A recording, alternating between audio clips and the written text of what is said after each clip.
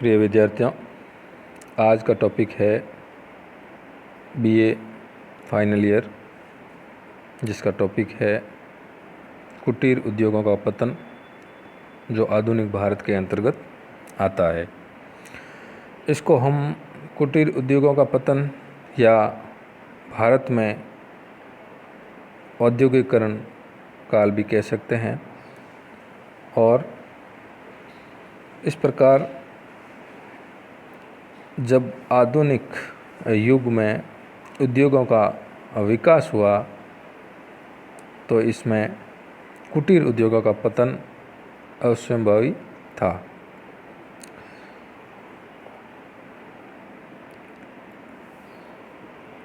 औद्योगिक क्रांति के इस दौर में भारतीय परंपरागत हस्तशिल्प उद्योग का ह्रास हुआ, जिसका सर्वाधिक दुष्प्रभाव यह हुआ कि देश की अर्थव्यवस्था अधिक विदेशी अर्थव्यवस्था के आधिपत्य में आ गई।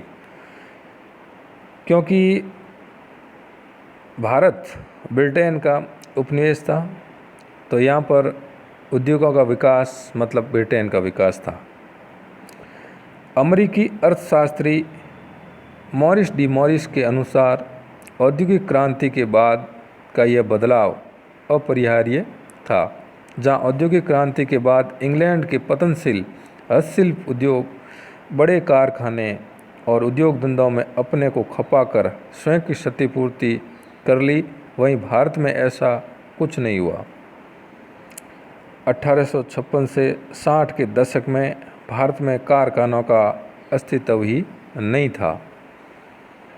सन 1765 से 1785 के बीच इंग्लैंड में हरग्रीव्स ने कताई की मशीन, जेम्स वॉट ने भाप का इंजन, आर्कराइट ने वाटर फ्रेम, क्रॉम्पटन ने म्यूल, कार्टाइज ने पावरलूम का आविष्कार किया और उसका प्रयोग उन्होंने अपने उपनिवेश तत्कालीन भारत में किया। 18वीं शताब्दी के यह सभी आविष्कार अपेक्षित शक्ति के अभाव में तब तक अपेक्षित थे जब तक कि भारत की लूट से संचित पूंजी व्यापक पैमाने पर इंग्लैंड नहीं पहुंच जाती थी। परंपरागत भारतीय हस्तशिल्प उद्योग के पतन पर गवर्नर जनरल बेंटिंक की सरकार ने कहा कि इस दुर्दशा का व्यापार के इतिहास में जोड़ नहीं है। भारतीय बुनकरों की हड्डियां भारत के मैदान में बिखरी पड़ी है, ये उनका प्रसिद्ध कथन है।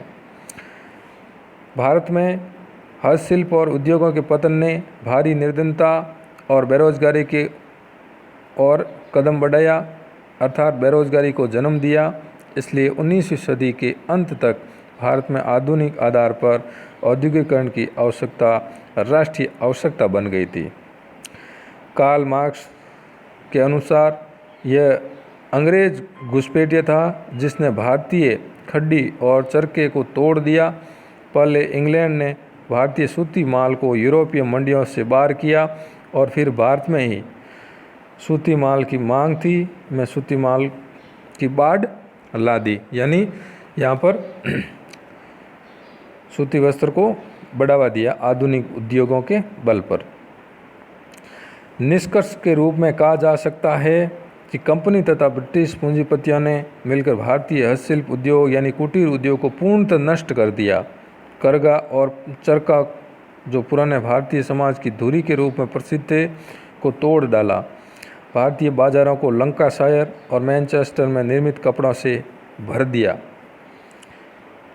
भारत में ब्रिटिश उपनिवेशवाद के 3 चरण को वित्तीय पूंजीवाद यानी 1860 के बाद के नाम से जाना जाता है।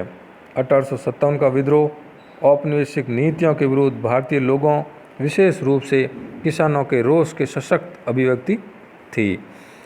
विद्रोह के बाद ब्रिटेन और भारत के रूढ़िवादी प्रतिक्रियावादी तत्वों में मेल मिलाप हो गया। इन तत्वों की वाणिज्यिक और सामाजिक आवश्यकताओं की पूर्ति के लिए सड़कों और रेलों, डाक और तार, बैंक तथा अन्य सेवाओं का विकास प्रारंभ हुआ, जिसमें अंग्रेज़ों को पूंजी निवेश के अवसर मिले। अंग्रेज पूंजीपति भारत में पूंजी निवेश के लिए इसलिए आतुर था क्योंकि वह अपनी अतिरिक्त पूंजी को सुरक्षित तरीके से यहाँ नियोजित कर सकता था और भारतीय कुटीर उद्योग का जो ढांचा था उसको मर्दप्राय कर दिया। उपनिवेश में मजदूरी सस्ती होने के कारण अच्छा मुनाफा कमा सकता था, साथ ही गृह उद्योग के लिए सस्ता माल यानी कच्चा माल भी निरंतर प्राप्त कर सकता था। इन्हीं उद्देश्यों से प्रेरित होकर भारत में 1860 के बाद ब्रिटिश उपनिवेश का तीसरा चरण वित्तीय पूंजीवाद प्रारंभ हुआ, यानी यहाँ पर कुटीर उद्योगों को पतन के ओर अग्रसर कर दिया। 19वीं शताब्दी के मुक्त व्यापार से उत्पन्न अंतर्विरोधों 1857 के विद्रोह के परिणाम ने अंग्रेज़ों को इस बात के लिए विवश किया कि वे भारत में अपने व्यापारिक सामाजिक हितों की पूर्ति के लिए रेल लाइनों के निर्माण, सड़कों के विकास और सिंचाई के साधनों की ओर ध्यान दिया जाए। 1860 के बाद अंग्रेज़ों द्वारा भारत में बड़े पैमाने पर पूंजी निवेश की शुरुआत हुई। पूंजी निवेश वाले प्रमुख क्षेत्र थे सरकार को ऋण यानी कर्ज देना, रेल निर्माण, सिंचाई परियोजनाएं, चाय, कॉफ़ी, रबड़ के बाग, कोयला खाने, जूट मिलें, जहाजरानी, बैंकिंग इत्यादि की स्थापना की। औपनिवेशिक काल के तृतीय चरण में सर्वाधिक पूंजी निवेश सार्वजनिक ऋण के क्षेत्र में किया गया। ब्रिटिश पूंजी निवेश का दूसरा महत्वपूर्ण क्षेत्र भारत में रेल का निर्माण था। रेलवे का निर्माण लाभ की गारंटी व्यवस्था पर आधारित था, अर्थात रेल निर्माण में ब्रिटेन का कोई पूंजीपति जितनी पूंजी लगाता था उस पर सरकार से 5% ब्याज की गारंटी मिलती थी, यानी ये लाभ के सिद्धांत पर आधारित था और 5% तो मिलना तय था। अंग्रेज़ों द्वारा भारत में रेल निर्माण का प्रमुख उद्देश्य था भारत के कच्चे माल को देश के अंदर के हिस्सों से बंदरगाहों तक ले जाना, यानी भारत से बाहर की ओर अग्रसर करना, यानी इंग्लैंड की ओर निर्यात करना। ये भारत से मतलब बाहर जाना था। रेलवे निर्माण का दूसरा उद्देश्य था सेना को दूर दराज के क्षेत्रों तक पहुंचाना, ताकि ब्रिटिश शासकों के प्रति होने वाले किसी भी विद्रोह को सरलता से कुचला जा सके। भारत में रेल निर्माण की दिशा में प्रथम प्रयास सन 1846 में लॉर्ड डलहौजी द्वारा किया गया, लेकिन प्रथम रेल लाइन को सन 1853 में बम्बई से थाने के बीच लॉर्ड डलहौजी के समय बिछाया गया। 1900 ईस्वी के करीब, यानी उस समय भारत का जो वायसराय था लॉर्ड कर्जन था, ने भारत में रेल लाइन का सर्वाधिक विस्तार किया। अंग्रेज़ों द्वारा वाणिज्यिक और सामरिक उद्देश्यों से भारत में बिछाई गई रेल को कार्ल मार्क्स ने आधुनिक युग का अग्रदूत कहा। उसके अनुसार आप एक बड़े देश में रेल का जाल बिछा उसके उद्देश्यों को बढ़ाने का अवसर दिए बिना नहीं बिछा सकते थे, इसलिए रेलवे व्यवस्था ही भारत के आधुनिक युग का अग्रदूत बनी।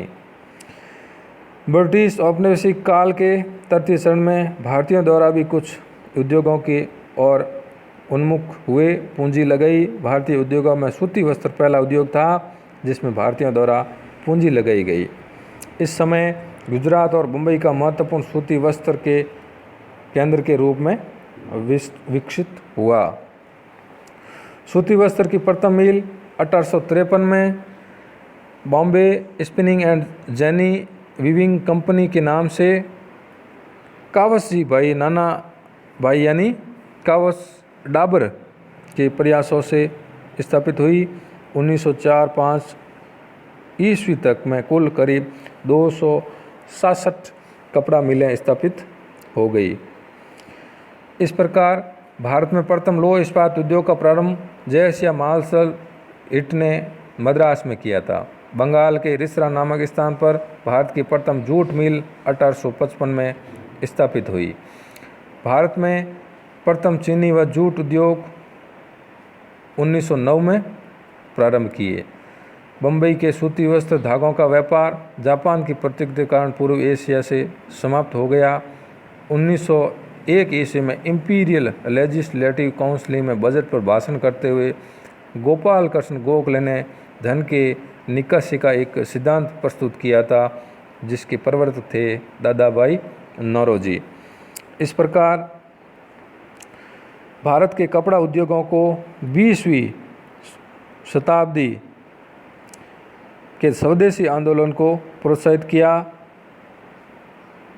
भारतीय औद्योगिकरण दिशा में भारतीय पूंजी से निर्मित Tata iron and steel company, जिसको हम शॉर्ट में टिस्को कहते हैं, 1907 में जमशेदजी टाटा द्वारा की गई। जमशेदपुर अभी वर्तमान झारखंड में स्थित है। भारतीय पूंजी का प्रयोग जॉइंट बैंकों में भी हुआ, जिसका उद्देश्य था व्यापारिक एवं अन्य गतिविधियों के लिए पैसा उधार देना। इस क्षेत्र की महत्वपूर्ण बैंक इस प्रकार थी। पंजाब नेशनल बैंक सन 1895 में स्थापित हुई। बैंक ऑफ इंडिया 1906 में, इंडियन बैंक 1907 में, सेंट्रल बैंक 1911 में, दी बैंक ऑफ मैसूर 1913 में स्थापित हुई। प्रथम विश्व युद्ध 1914 का प्रभाव भारतीय उद्योगों पर अचारा। युद्ध के दौरान साम्राज्यवादी शक्तियों के साथ प्रतिस्पर्धा में कमी आई, क्योंकि वे सभी शक्तियां युद्ध में व्यस्त रही। युद्ध के दौरान देश में बने सामानों को देश के अंदर और देश के बाहर एक बड़ी मंडी प्राप्त हुई। युद्ध के दौरान ठेके मिले, कच्चे माल सस्ते में मिला तथा उत्पादित माल की ऊंची कीमतें मिली। प्रथम विश्व युद्ध के दौरान सर्वाधिक लाभ भारतीय बुर्जुआ वर्ग को मिला, जिसमें सबसे प्रमुख थे जमशेदजी टाटा, जिन्होंने टिस्को की स्थापना की थी। विश्व युद्ध की समाप्ति यानी प्रथम विश्व युद्ध की समाप्ति पर हार्डिंग मोहन ने 1916 में सर थॉमस हॉलैंड के नेतृत्व में एक भारतीय उद्योग आयोग की स्थापना की। 1947 में देश की आज़ादी के समय भारत की स्थिति, जो एक समय एशिया का अनभंडार हुआ करती थी, आज विश्व का भारत निर्धनतम, सबसे निर्धनतम देश बन गया। यानी जो सोने की चिड़िया कहलाता था, वो आज गरीबी की लाइन में खड़ा था। 1947 में अंग्रेज़ों ने ऐसा भारत को निचोड़ा था। दादा भाई नौरोजी को प्रति व्यक्ति आय का अनुमान लगाने वाले प्रथम राष्ट्रवादी नेता माना जाता है। राष्ट्रीय आय का प्रथम वैज्ञानिक आंकलन डॉक्टर VKRV राव ने किया था। इस प्रकार कुटीर उद्योगों का पतन आधुनिक उद्योगों के विकास के साथ साथ प्रारंभ हो गया। इस प्रकार सन 1870 से 1905 के बीच भारतीय बुद्धिजीवियों ने ब्रिटिश शासन के आर्थिक पहलुओं को विश्लेषित किया, जिसमें 3 व्यक्तियों का महत्वपूर्ण योगदान था। दादा भाई नौरोजी, जिन्होंने धन निष्कासन का सिद्धांत दिया। न्यायमूर्ति महादेव गोविंद रानाडे, जिसको MG रानाडे भी कहते हैं, उन्होंने आधुनिक उद्योगों के विकास को परिभाषित किया। और सबसे विद्वान व्यक्ति जो आधुनिक युग के थे, वो थे रमेश चंद्र दत्त, जिन्होंने भारत का विकास नामक पुस्तक यानी भारत का आर्थिक विकास नामक पुस्तक 1901 में प्रकाशित की थी। इस प्रकार भारतीय पूंजी व संपत्ति के निष्कासन के विकास का मुद्दा सर्वप्रथम दादा भाई नौरोजी ने उठाया था। 1867 में उन्होंने कहा कि ब्रिटेन भारत का खून सूच रहा है, यानी पी रहा है।